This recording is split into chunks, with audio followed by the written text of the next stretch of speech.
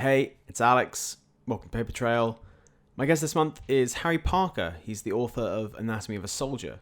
By his own admission, Harry wasn't a big reader when he was young, but he's making up for lost time now, and he picked 3 great books for us to discuss. Harry was very generous with his thoughts on all 3, so without any further ado, here I am speaking with Harry Parker.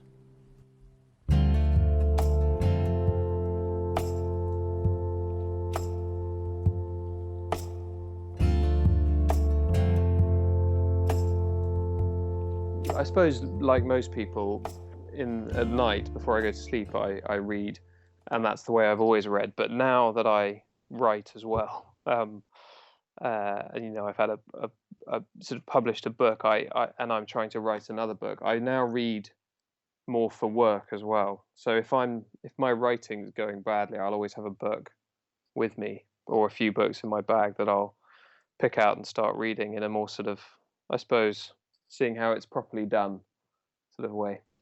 Yeah, do you have a specific kind of book that you try to carry around for that kind of inspiration, or is it stuff that you've read before or stuff that you haven't read yet?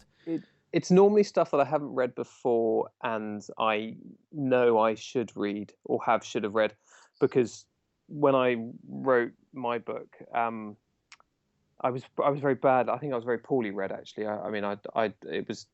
I think I had a lot of catching up to do, but also I had to. I suppose there's an element of not wanting. The book has. If the book is very different from what I'm writing about, or feels very different, then it has to sort of, in a way, it can't sort of affect my writing too much, if that makes sense. I don't want to end up writing like somebody else, but I want to sort of be influenced. And it all comes, I think, from when I went to art school, and when you're in your studio, you always have sort of famous artists' postcards all around the studio, and you look at them sort of for inspiration. And I feel a bit like that about it. It's if I'm stuck writing dialogue or something, I'll try and find someone who's good at it and read a bit and try and be inspired. Fantastic. No, that sounds like a great approach.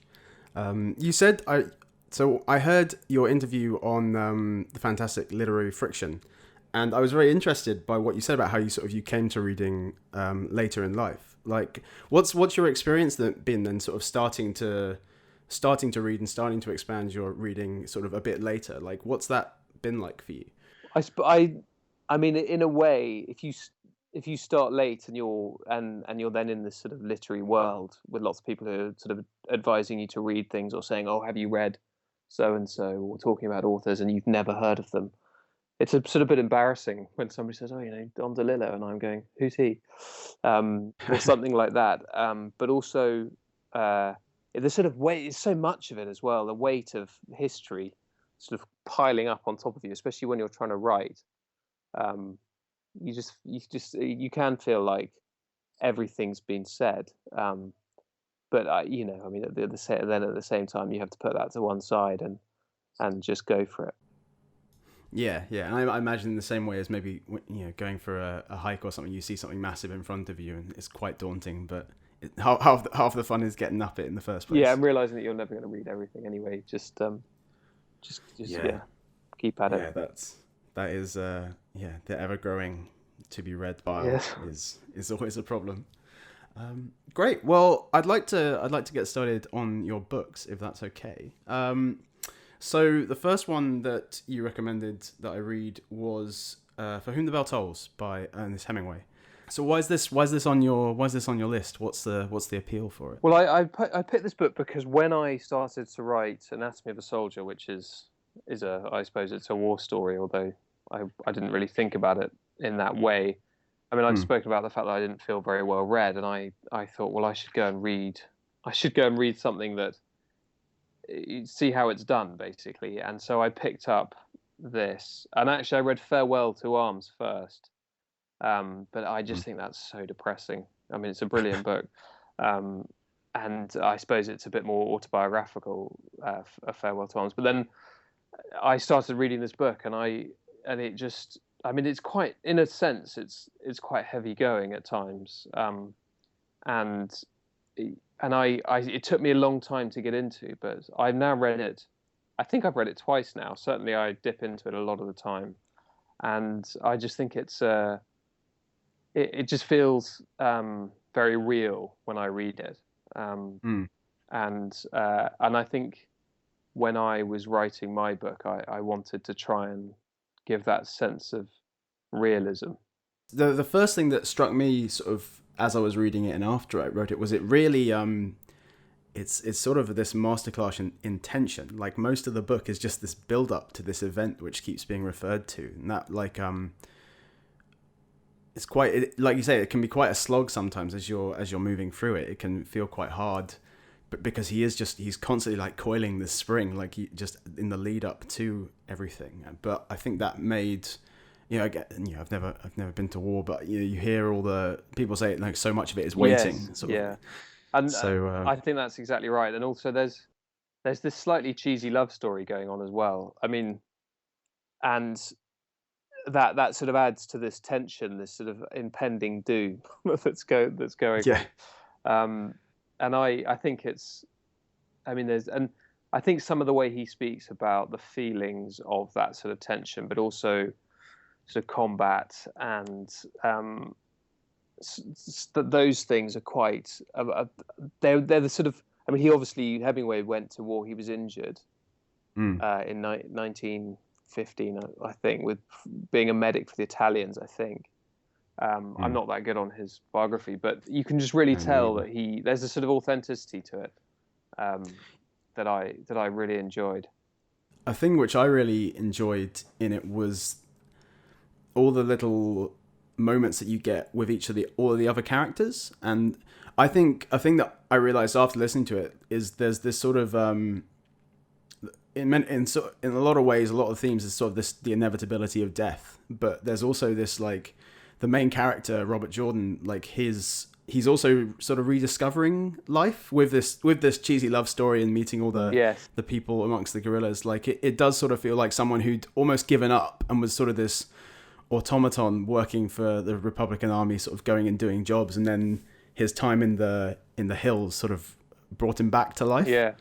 I mean, it's interesting what you say about the other characters. I mean, there's that long section when, is it Pilar? But I don't know how you Pilar, yeah, when she describes what Pablo the scene in the town or in the town where the fascists are sent down the townspeople and then off the cliff.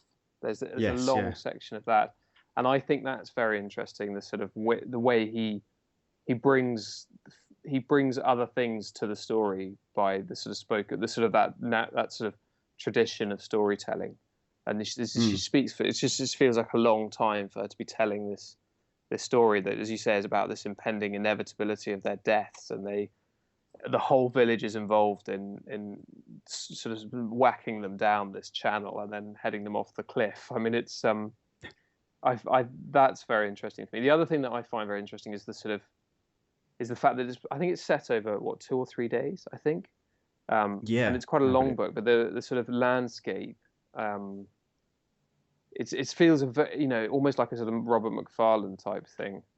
The Mm, landscape's quite important in it, and that opening scene where he's sort of lying in the pine needles, and even I mean all of it has this amazing sense of place and in the mountains and these separatists or these sort of insurgents up in the mountains in their caves. I think that's also I think it's very powerful a part of the book. that's actually, I have something in my notes, just the words like close to the earth, like the amount of like the amount that I felt like I knew the ground surrounding the guerrilla camp. Like first the description, as you say, of the pine needles, and then when the snow falls, like he spends a lot of time on the place. And again, like it's sort of, you get time, I suppose that's like, again, if you're sitting and you're waiting for something to happen, you are going to take notice of everything around you, but he's also like seeing the sort of beauty in this place as just before he goes away. Yeah, I thought there was some really sort of beautiful, quite, again, very clipped description. Like I'd only read Hemingway short stories before now, so I was sort of a little familiar with the style, but it's interesting how that style works in a longer form. Like I thought it was interesting because I felt very close to the characters, particularly people like Pilar, who when you got their individual stories, but because of that clipped style, like you get a very close look at them, but in a very like abrupt, sharp manner. Yeah.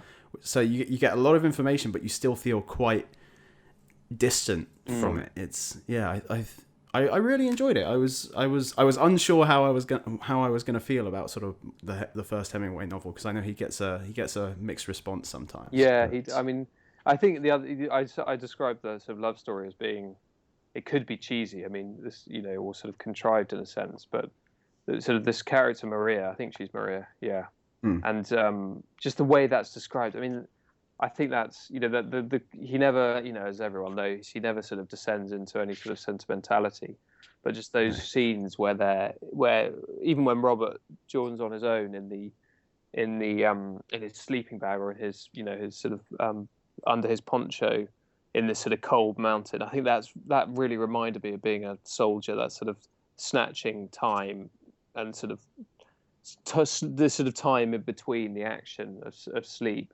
and then when he's got this sort of young girl in the sleeping bag with him. I think there's a bit where Hemingway describes that the earth moved, and I don't know, that sort of expression that sort of seems to be everywhere now. I wonder if it's the first time it was ever written down. The sort of earth was moved by their love. I don't know. Yeah. Maybe. Yeah. I wonder how far you can track that phrase back. Yeah. But I thought the love scenes in particular were quite nicely written. Like I've read some bad sex scenes in my time, but I thought the way that he sort of handled it seemed very. It was all very sudden and rushing and sort of overpowering, in the way that he did it, and it was never specific. It's just you get this rush of stuff from his writing. I feel like it just sort of it rolls over you, and that's why I think he gets away with it, because it's so brilliantly written. That love scene is so brilliantly written. He can, that it works in the context of the book, and it doesn't feel. I mean, it doesn't feel out of place. The fact that these two people have spent 3 days together, and and so I think that for me, that's why it's brilliant. No, it's fantastic. I enjoyed it.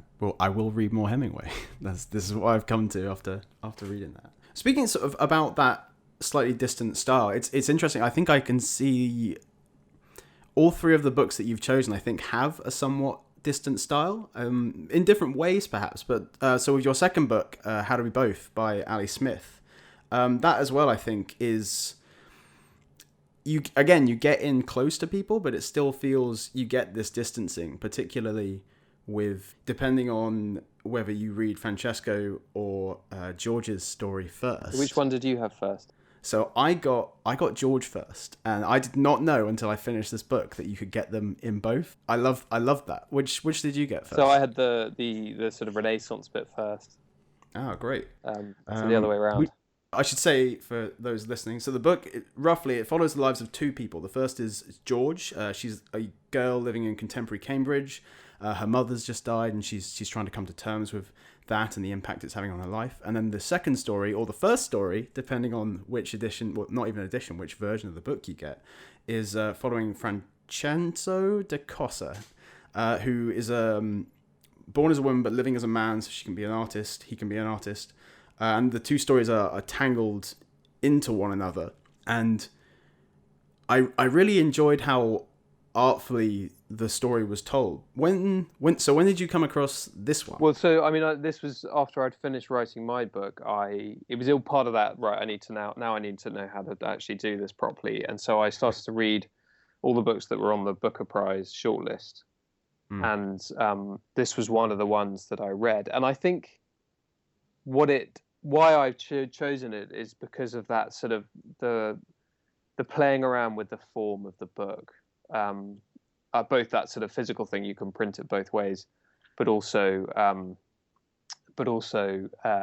that sort of ambiguity and the way the sort of subconscious feelings of the characters are used in the text. I thought was very interesting. I mean, obviously, sort of in the tradition of Virginia Woolf, people often think of Ali Smith, I think, but I thought that was very clever. And these two stories that could almost be seen completely separately, but somehow have much more resonance or meaning by being together. And then the fact that you can read them in either order. I just thought that was it sort of opened my eyes to what was possible in a book, I suppose. And Yeah. when I was writing my book, when I first started, I thought one of the things I thought was, well, could every chapter be read in any order? Um, uh, and it was only then when I saw this book actually had been done like that, I sort of, by then my book was sort of on its way to being published, but it was something that I'd thought about, those sort of formal concerns. It's nice when you come across a book that sort of pulls it off and sort of it doesn't reveal the artifice, but the artifice is a part of the story being told. That's sort of I think it was those moments when the two stories came together that sort of some of the more interesting themes for me started to emerge. So like as you say, like they can be read separately and they are two separate stories. Though again, it's weird because it's a book that so I've had a different experience with this book than you had with the book. Yeah. Like all of Francenzo's experiences came to me based on what I'd read about George's experiences first, Yeah. whereas yours would have come the other way around. Exactly. I mean, I just think when in the sort of the day and age of sort of the way I think about the sort of day and age of sort of role playing and video games that have this sort of books, sort of information can be gained in any order, if that makes sense. Or the consumer of the entertainment, let's call it entertainment, is probably the wrong word, but can get things in different orders and it's more interactive. And I think that sort of maybe touches on that slightly. It feels like that sort of it's playful. Like yeah. there's a playful element to it. Like as you say, like with a role playing game or like a D&D situation or something like that, where everything has to work both ways, which makes it more impressive. It makes it all the more impressive that this book can work both ways. Like it's it's a real feat of writing. The other thing about it, I very rarely laugh in books, but I thought the section with George was very funny at times, even though it's sort of very dark material with her mother having died. But I thought some of that. I thought that George as a character was beautifully written, really amazing sort of reality to her. It's a very genuine book. I think it feels incredibly genuine, and I think one of my favorite themes throughout both of the stories is the idea of things left unsaid. Like with George, like she seems quite, she's obviously constantly thinking about her, her relationship with her mother and things that she did and didn't say to her mother. And then with Francenzo as well, it's also about, I forget the name of her best friend, but partly to me it felt like things that she and her best friend could never say, or he and his best, could never say to one another.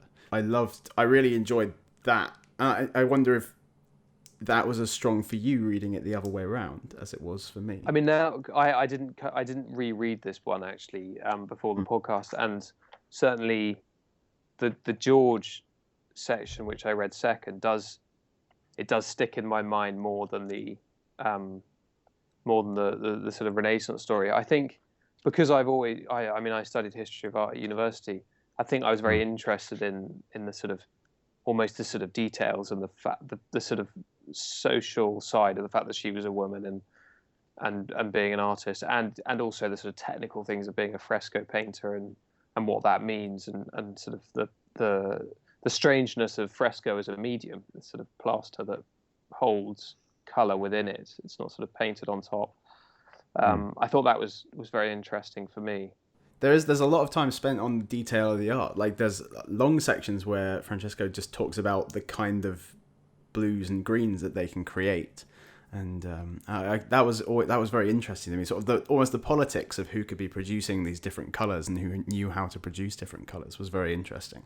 Yeah, I mean, yeah, exactly, and the sort of the costs of it and things like that, and the sort of monetary, the fact that she's not being paid enough and things like that. It's yeah, I it's just, and I mean, there's just so many things I liked about the book. But I suppose if I wasn't left in the same way I was with Hemingway, with the sort of feeling of completeness. It feels more sort of what's the word?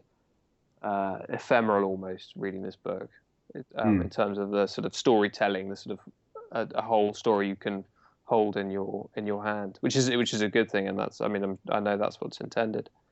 Yeah, no, that's interesting because I again, like I can see where that sort of that incomplete, because you sort of get two snapshots with Francesco. You sort of get a whole Yeah, picture of their entire life, and you're not sure whether they're a ghost or whether they're having visions or something. But certainly, if I can imagine, especially if you finished on George's story, then it's a snapshot, and she's going forward into life, and you sort of feel like she's gonna be okay, but it is a snapshot. Whereas Hemingway has a very definite ending to it, and a sort of cutting off point to it, I suppose. I mean, and the other, I mean, it's just, if you were in a sort of MA for creative writing, I'm sure some of the tutors would say, never write from the point of view of a ghost, or that sort of thing. And when my book's from the point of view of objects, I've heard people say, you should never do that, and probably for good reasons. But I suppose because of that, it's that was another thing that really that I loved about it. It was really. I don't like the word experimental, but it was because that's not how I feel about it. But it was very sort of imaginative. Is more what I think. And I think phrases like never write in this. It's a safety line. It's sort of it's fine to do it, but you should know why most people don't do it. Yes. And if you can figure out how to do it in a way that is better, then go ahead. And Ali Smith can probably get away with anything. Yeah, seems that way. So finally, the final book was Pincher Martin by William Golding. This is, in a way, quite it's not a simple book. It's a simple story up until the very end. Yeah. About a naval lieutenant who finds himself sort of the sole survivor of a torpedo strike. He washes up on this rock in the middle of the Atlantic, and the novel is basically just following his attempts to stay alive and be rescued, with also these flashbacks to his quite unpleasant past before he was, I think, press ganged into the Navy. So you read this after Ali Smith? So yes, this is when, once I'd written my book, I you obviously, it gets published and people send you letters and say, I hated your book, or I liked your book, but normally the letters say they like it. And in one of them, which was from a friend, he just said it reminded me of Pincher Martin, some of the way I describe things. And so I'd only ever read Lord of the Flies, and that's another book that I could have chosen, because I think it was another book that I read very early on when I was trying to sort of not catch up. I think it's a very well written book, and I mean, William Golding is almost only known for Lord of the Flies, but people sort of forget that he won the Nobel Prize for Literature. And I read this book, and I was completely blown away by it, actually, for lots and lots of reasons. I mean, we don't want to spoil it for anyone who wants to read it, but the ending and almost the last sentence completely changed the way that you view the book. And you described it as a simple book, but I mean, for me, those flashbacks and the fact that he's just not a very nice bloke, there's that sort of animalistic thing of this guy surviving on a rock, and so you're almost rooting for him, and yeah, he's a bit of a turd. So it's for me, that was really interesting. And I mean, I just think the opening chapter, which describes this guy nearly drowning, or that the sort of, and those sorts of descriptions are I mean, unbelievable, really, some of them. You feel tumbled around with that first chapter, like you feel the shock of suddenly being in the water and of trying to find your way up, and just all the it's another case where the form of the writing is sort of reinforcing the feeling of what it's, the sort of way it's written, the pace, sort of the pace in the words, the sort of breathlessness of it is sort of reinforces what the story is, and I'm really interested in how you do that with words. Yeah, I think you've picked, it's with Pincher Martin and with For Whom the Bell Tolls, two very quite forceful writers, who there's impact in the way that they're writing, like physical impact. Like if you were to read it out loud, it wouldn't be difficult, but you have to read it in a certain way. And therefore you're forced to read it in your head in a certain way as well. Yeah. I don't. We can't talk about that. Well, the end. About that twist. No. Yeah, but it's so bloody good. The way that he has put stuff, specific references throughout Yeah. the piece to a specific thing, which we will not talk about, and then just like he just cuts you off like with that final line. You're just like, sure, like it just rewrites everything that's come before it. I know it is unbelievable. And I think I was talking to somebody the other day about endings of books, and how often endings in almost most books, endings, or there's a real danger that endings are not what they should be. You know, they don't feel enough. And I suppose because of an ending of a book is sad in a sense because the book's over. And in Pincher Martin, it just feels that that feeling of the completeness of the book is very clever. But and also with For Whom the Bell Tolls, which I don't know, you know, that's got a very final ending for obvious reasons. And again, that sort of closes it off. You've also had to read it's quite long, but so I just think that the sort of this book, which is just about one bloke, really. I mean, he does have flashbacks, and it does expand out of him sort of being stranded on this little rock. But that sort of intensity is to sustain that. I mean, it's not a long book, but to sustain that is pretty clever. And it makes for quite a conflicting read, I feel, as well. When you're especially like because at the beginning you are really like cheering him on. It's like, come on, you get up the rocks, you know, and get to safety. And then he starts to hallucinate and flash back, and you do find out that he's just not a very nice person at all. And you know that you say like the animalistic trying to survive on a rock. He was very animalistic in life as well. Like the Pincher Martin, like he sees what he wants and he takes what he wants. And yeah, some of the moments in the flashbacks then makes it really hard to cheer him on later on. But I felt it was not conflicted in like, do I like this, don't I like this, but just conflicted about how I wanted to perceive him. Yeah. It's it really toys with the reader right to that final bloody sentence. And no, it's fantastic. Yeah, like you say, like that. You enjoyed this one? I did. It was I think that final sentence is the final full stop, or the most absolute full stop I've ever encountered. I think the other thing that I love about this the writing in this book is the sort of the way he describes being. It's not on the. He's not writing on the shoulder of Pincher Martin, of this character. It's not like that sort of. He's behind his eyes. He is behind. He describes the arches of the guy's. His eyebrows, the way he's looking out at the world, and his sort of the way his hands move in relation to this thing, the mind, which is looking through this sort of window. And I've never read anything that's so brilliant at that sort of bodily experience, I suppose, of when he's crawling out the rocks and these hands are sort of going out and he's crawling up and sort of out of the sea. I think it's that sub part of it is very inspiring for me. Yeah, no, it's marvelous. I was doing some reading around it after finishing it, and I read somewhere that the rock is meant to be a model of his skull or his head. Like there are meant to be parts of the rock that represent different parts of his or different parts of his head.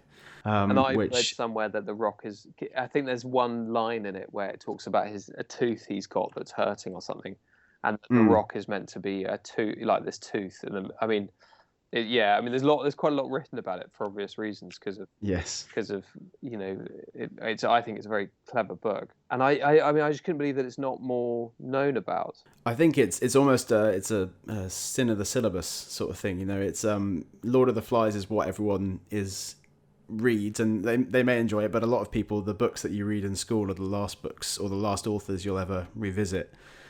Just because you associate it with school, or it was rough going in the class or something like that. Yeah. But it was of the three, I think Pincher Martin is the one that left the the greatest impression on me, like both in terms of how you can just the way that you can put stuff you can sneak stuff into a story and then just have its just deliver its impact right at the end, and then not rewrite the story, but just make it easy for you to then return to the story and read it all over again straight away. I mean, it's clever. On the back of my version, it says it's his third novel, and it speaks most directly to contemporary readers. And I think there is something it feels quite contemporary, that sort of mind under pressure on its own. I mean, I think there's something that's interesting about it for the now, I think.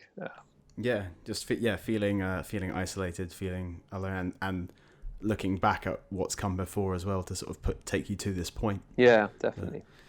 Is that the Faber Modern Classics one? Yeah, that is. Yeah, that's same as mine. It's beautiful, yeah. Beautiful book. So, looking at I'm always quite interested to look at the 3 books that people choose and sort of try to imagine some links between them. I sort of already said there's quite an interesting that distant but close style that is present in all 3 of these books, I think, and in your own book as well. Obviously, one of these you read. Was it one of these you read before?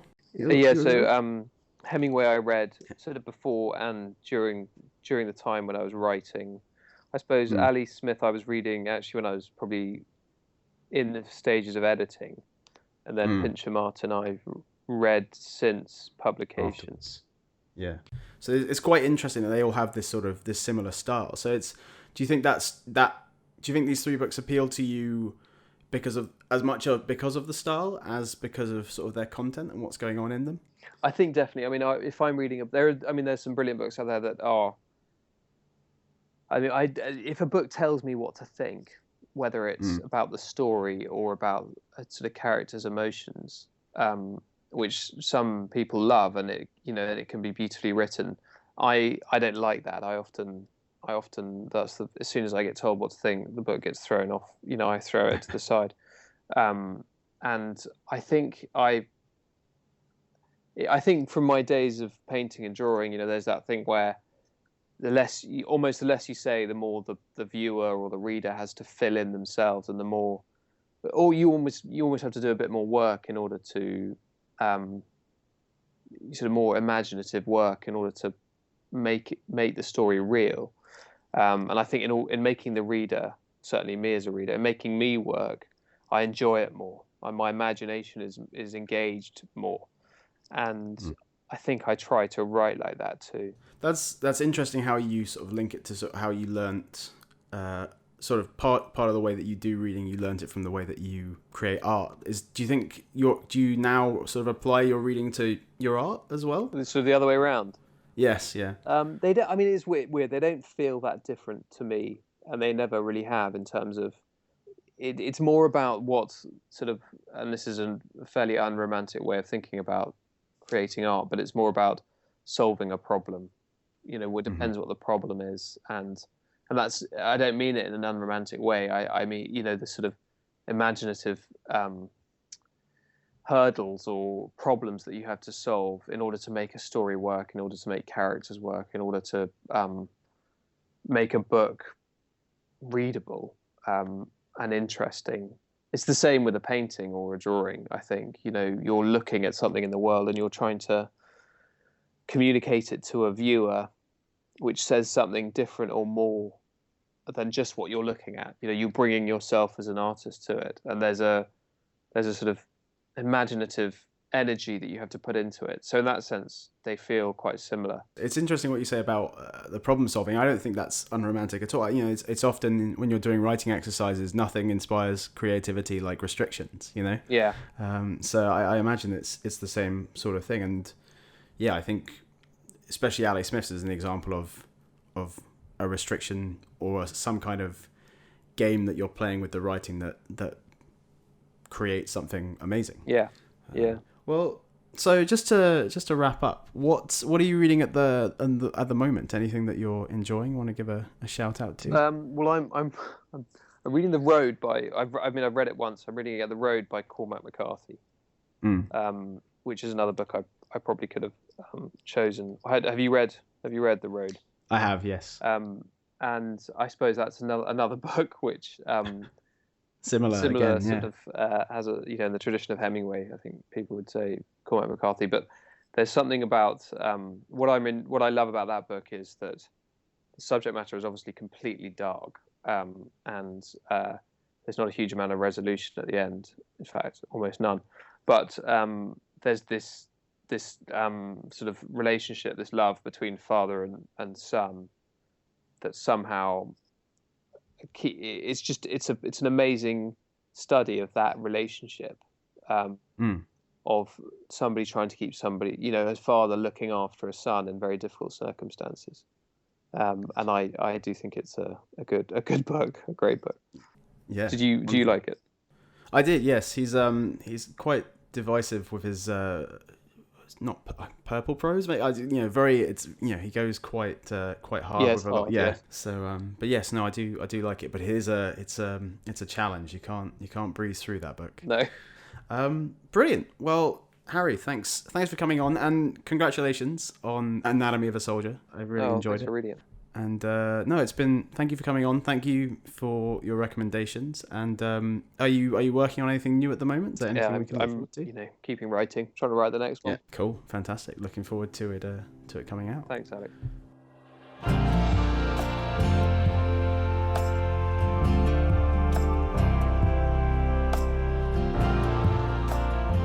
Thanks for listening to Papertrail. Thanks to Harry for coming on the show. And if you're enjoying the show, please do subscribe and leave a review on iTunes or Stitcher, or just tell a friend. It makes a real difference. Thanks to Scott Grattan for our music, and I'll be back next month with another interview. Until then, thanks for your time.